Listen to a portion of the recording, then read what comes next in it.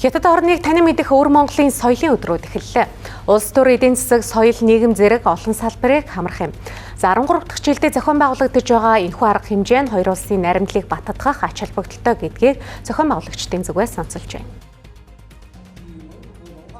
Хятад Монголын найрамдлыг бэхжүүлж хамтын ажиллагаа хөгжлийг ахиулъя сэдвт үзэсгэлэн энэ үеэр дэлгэгдлээ. Соёлын өдрүүдэд үзэсгэлэн урлагийн тоглолт, ном хэвлэлийн солилцоо, уламжлалт, анагаах ухааны сайн дурын эмчилгээ зэрэг 8 төрлөөр 18 арга хэмжээ зохион байгуулагдах юм а. Энэ бол өвөр Монголын өөртөө засах орны өнөөдрийн хөгжил дэвшил, өвөр Монголын соёл урлаг, шинжлэх ухаан, эдийн засаг бүх салбарын хөгжил дэвшлиг болоод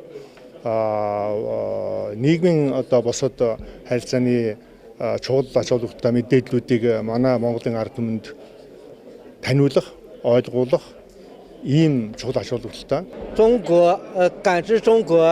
Соёлын өдрүүдээр манай хоёр орны найрамдлын 76 жилийн гэрч болох түүхэн үйл явдлыг харуулсан ботоо зургийн үзэсгэлэн гарч байна. Мөн гар урлагийн бүтээлүүдийг хамруулсан нь өвөр Монголын онцлогийг харуулж байгаа юм. Эндээс Хятад Монгол хоёр орн соёлын тал дээр ижил төстэй шанарыг харж болох юм а.